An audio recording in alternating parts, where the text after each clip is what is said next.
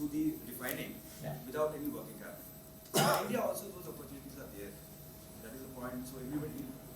Yeah, so I would say that, a lot of people should come to you for advice. Because you're a very good consultant, because you successfully handle the LC situation. 99% of companies in India suffer because they don't know how to be creative about handling the LC situation.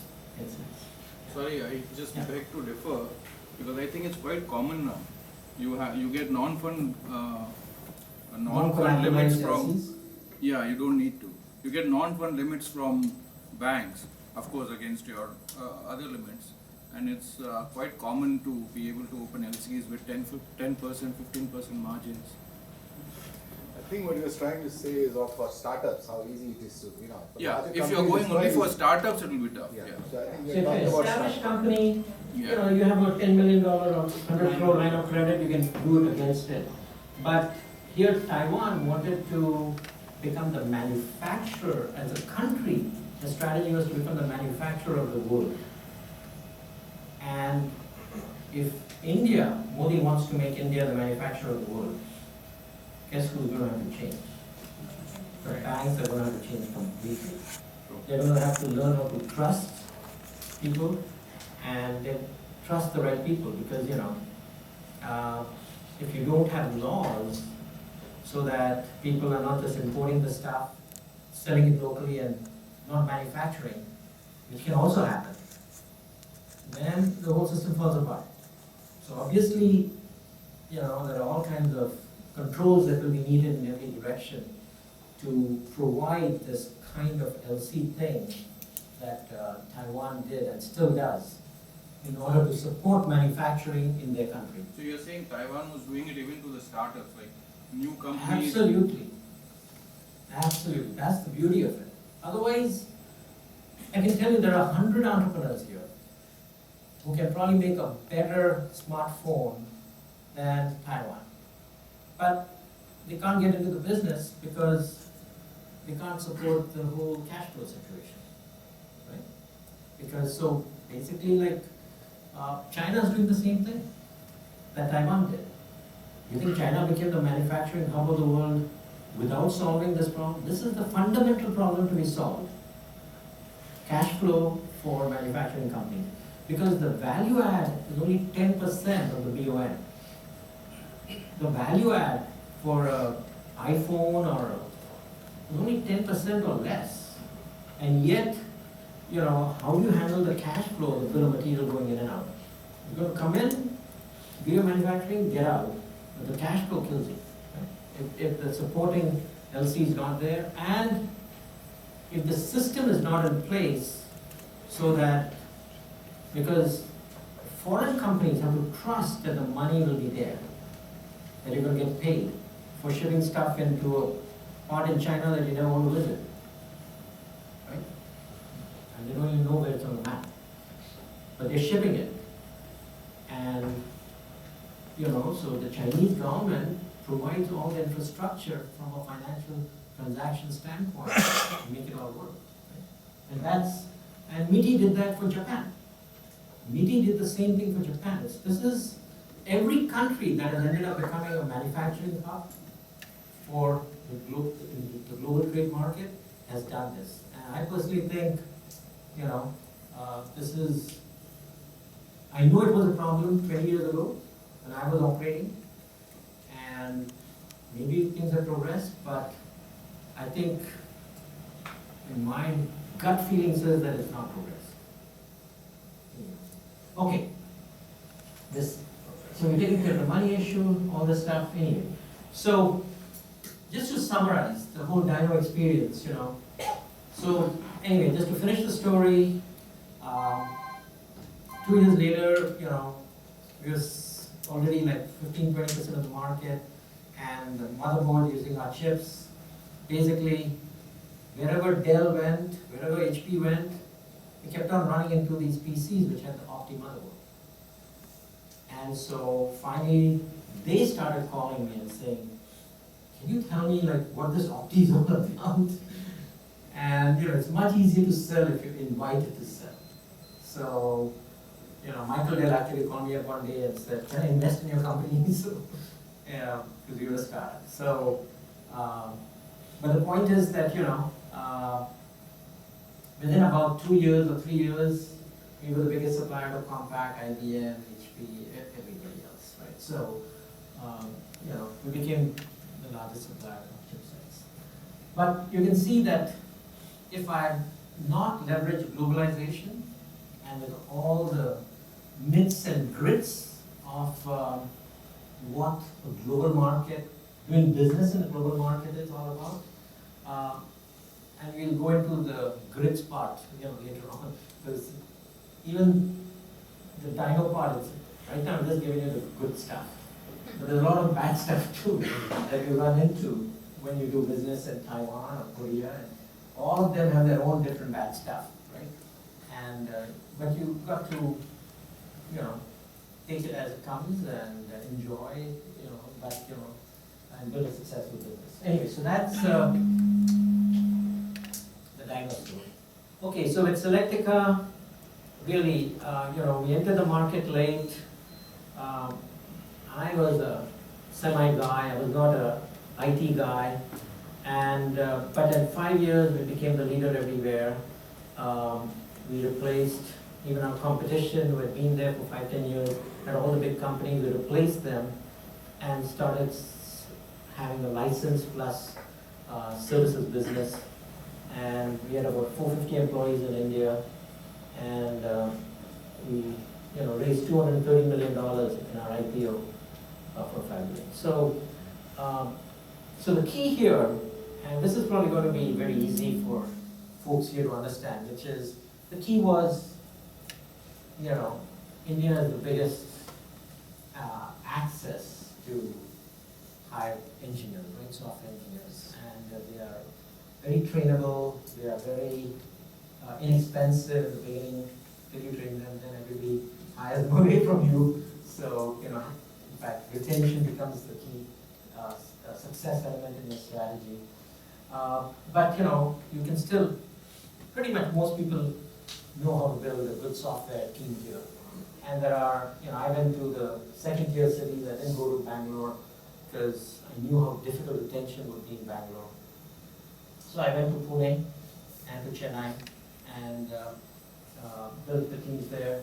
But the advantage of now having this team, which my competition did not have, was that even before I got the order, I could pretty much build a whole solution because I had such inexpensive resources.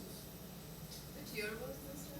This was from, we started Selectica in '96 and took it public in 2000, 5 years later. So this is, that was the time. And so we would actually build complete solutions for all the global 2000. So, and when we walked in, my salesman walks in, we are not selling again a spec, as I said. If you want to sell, it's much easier to explain to people if you've got their solution ready in front of them, right? And so we would walk in with a mock-up. And this is a strategy that a lot of entrepreneurs here can actually consider using, which is, sell with demos, sell with the complete solution, sell with, things that make it easier for them to succeed or to understand the benefit of what you're providing. And, when you have so many engineers sitting here, I could provide on-site support. I had people actually on-site at Samsung, Hitachi, whatever, and I would just send them from here. So, the strategy became very simple. I would crack a vertical in the US, get somebody in, I got Dell computers, then I went after all the computer manufacturers worldwide. Then I got Aetna, which was an insurance company in US, then I went after insurance companies in the US. So I basically, would crack a vertical there and then expand to all the global companies in the same space. And I had a team that could actually do the mock-ups for me to crack it, right? So that was, that's definitely a competitive advantage that most entrepreneurs in India can leverage, because you have access to such good, high quality human resources. I have a Okay, question. yeah. So I just want to know, why did you like get into from semi to software? Was that the reason, like you planned that, okay, I can make use of take the cost advantage, and that's why you went into an industry which you were not from, plus you were already late, 5 years late? No, actually, yeah, just to flesh out the story. So I've been in semi-business for 17 years, Intel, chips, and then 7 years with mine. I was pretty tired of that semiconductor industry. So, and also I had the luxury, because we all made a ton of very good money at Opti, because we didn't have any VCs. So all the money was ours, right? So we made a lot of, all the founders, and we all, so we had the luxury. So for 6 months I did not do anything. And then I found this IIT Kanpur guy who was a brilliant artificial intelligence engineer working at Xerox Park. And he said, I just met him at a TiE conference actually. In 1996, we were sitting on the same dining table. And he said, Raj, you're a business guy, you know all this stuff. I'm an IT guy. I've done artificial intelligence, I'm a PhD in this, I'm the world's guru in configuration technology. And I've taken this whole AI technology and put it in Java. And this internet is going to take off, and Java 96, so I didn't even know what Java was. I didn't even realize the impact that internet was going to have at that time. And he said, look, and so we just split the company 50-50. I put in some money and I said, I'll come in full time. He put in his technology, and then we started the company. So it was just a pure fluke. Nothing but a fluke. That era was anyway the beginning of ERG. I don't think it was saturated. Huh? Which one? 26. Yeah. Would have not been a saturated market where ERP was concerned. Not ERP. This configuration technology, we had, Okay. we had 2-3 other entrepreneurs who this, my CTO was aware of. But those guys had successfully got their companies off the ground. So this guy had a third kind of technology. There were other ways to solve the configuration problem. So those people had started 4-5 years ago, they got funding, VC funding, so they had a team and everything, and they had already taken off. So they had bagged all the company, big companies have been bagged by them already. Okay, so coming to Dino, again, I took about 5-6 years off after Selectica. I was the president of TiE, Silicon Valley for 4 years, and on the board and this and that. And then I was advising this company, and then the VC said, look, I think we've got pretty good opportunity and technology and so on. Why don't you come and just run the company? So I said, okay, let's do it. So again, no planning or anything. So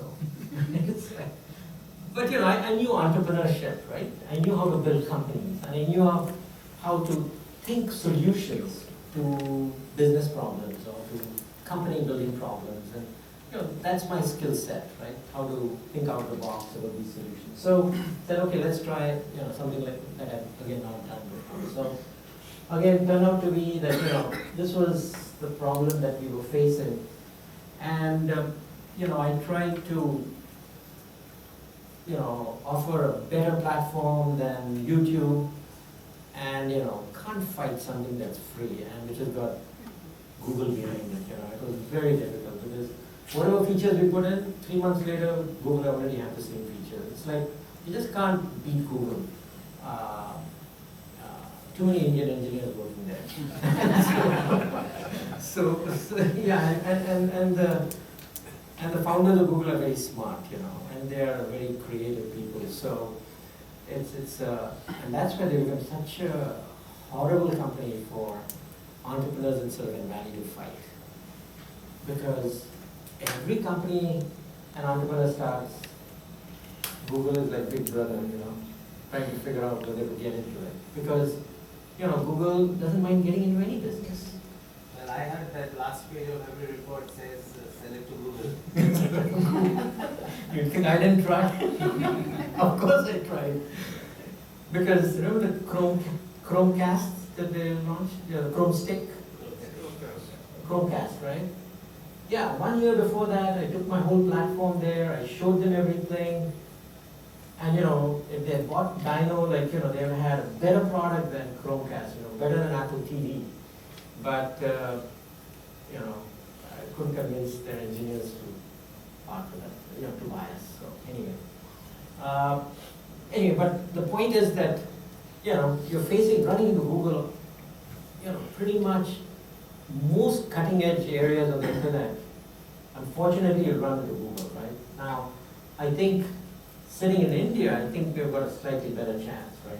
Entrepreneurs have got a slightly better chance because, you know, the market here is very India specific. Smartphone, internet, consumer intersection is very India specific. So I think there's a good kind of bubble of 1 to 2 or 3 years before where an entrepreneur can get his product ready, get it validated, get some momentum, build some critical mass before, you know, Google says, oh, I can do it also, you know, and gets into it, you know. So anyway, so at Dino, we were running into all these Google, you know, Google's YouTube all the time, etc. So we tried many different market segments in online video. And then finally, one day,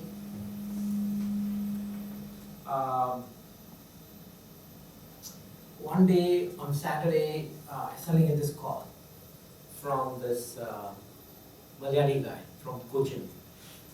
And he says that, you know, there are a lot of Malayalis all over the world, like probably about 500,000 or something, and they would all like to watch Malayali TV.